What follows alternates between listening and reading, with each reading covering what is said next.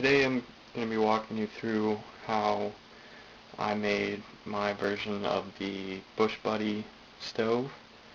For those who don't know, this is a wood-burning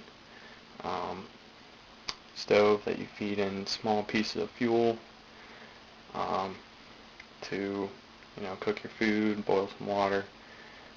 It's an awesome stove, I must admit, but the one that they sell is pretty overpriced when you can make them for pretty cheap with few materials. So what you're going to need basically is a 1-quart paint can, which you see here is the outer can. I used like a wax finish can, and the other can that you're going to need is this Progresso can.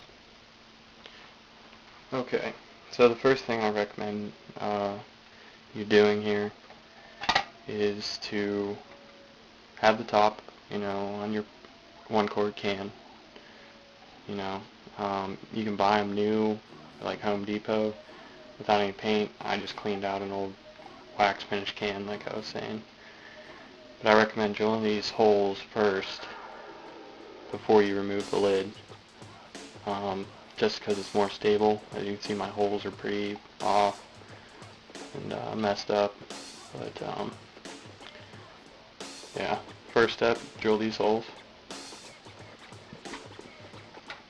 And your next step is going to be removing the lid from your paint can. They have like this lip on here for resealing the can, and that's what you need for this to work. So use your can opener and cut around top of this so you can get the lid.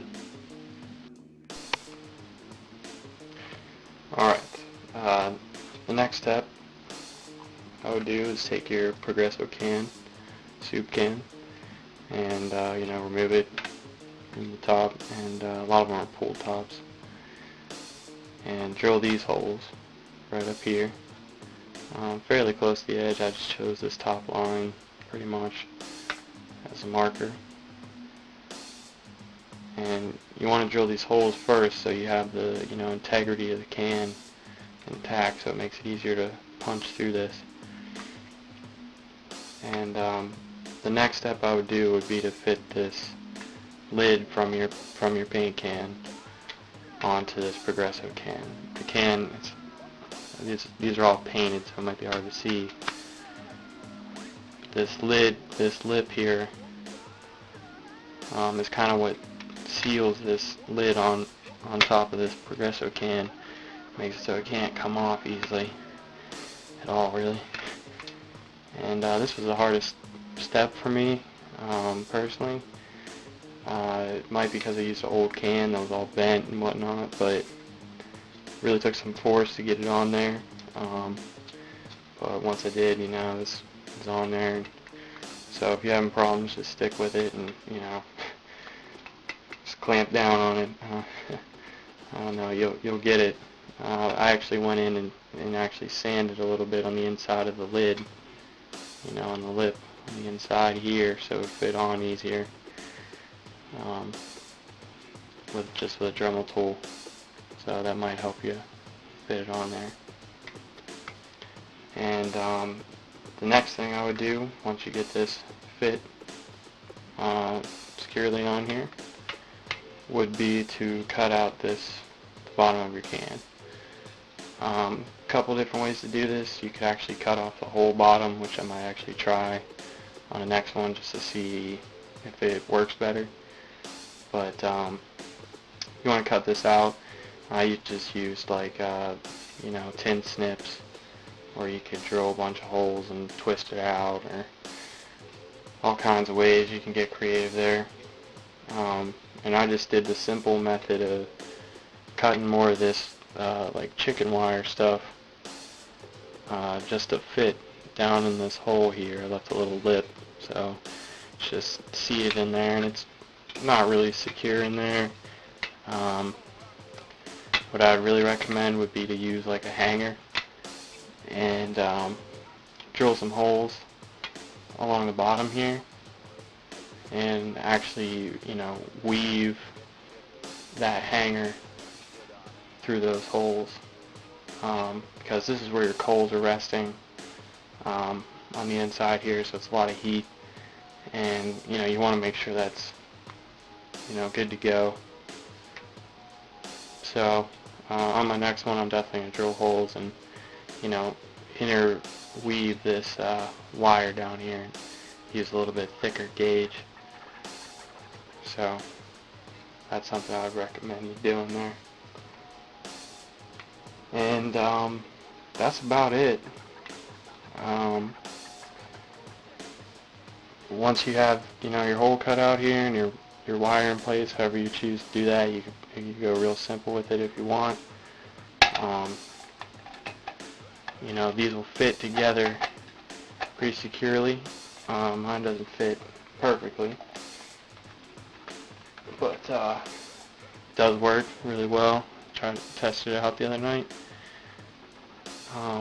But how this works is you pack down tinder into here and small pieces of fuel wood in this case, and you basically just feed it. The last step would be to make a pot stand. You could just have it right on here, your cooking pot, but I recommend you make a stand and elevate it a little bit to get like a quicker burn, more efficient burn. And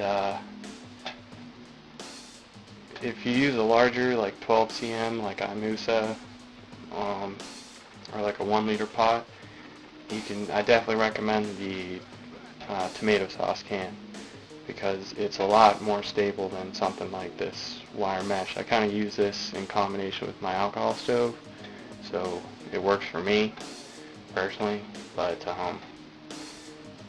with a wider pot, the tomato sauce type can works pretty great, really stable, and like I said, fits right along this rim here. So, but I cut a little hole right here, which is what you do with your tomato sauce can as well, so you can feed sticks in while your pot, is resting up here. So, as a final step, I just kind of painted this really quick in like a heat-resistant enamel my dad had left over from an engine, old Ford engine. That's why it's that blue, but it's a cool color. And this will probably all get covered with ash anyway. This is like a 2-walled combustion type stove here. And there's a little space. This is where that Progresso can is sitting.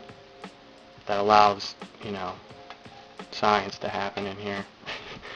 And I don't know, these things work great. As far as having a small contained quick fire, and if you do use an alcohol stove for backpacking and whatnot, if you use this in combination, this is like 6 ounces I think in weight, so you can collect a small amount of dry wood along the way and carry less weight in something like heat or denatured alcohol. So, alright, I think that about covers it. I thank you very much for watching. I might, make a more in-depth video when I make a new one that actually shows, the process that I use. But until then, hope this helps somebody out there, and